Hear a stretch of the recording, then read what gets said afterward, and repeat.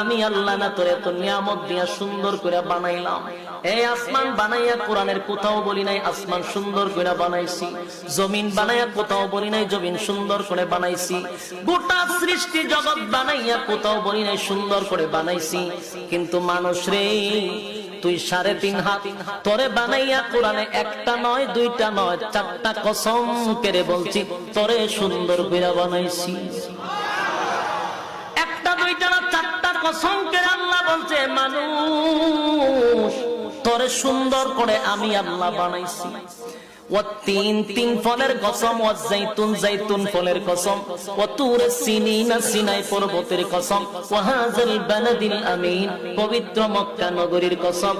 4টা কসম করে আল্লাহ বলেন লাকাদ খালাকনাল ইনসানা ফি আহসানি তাকওয়িম।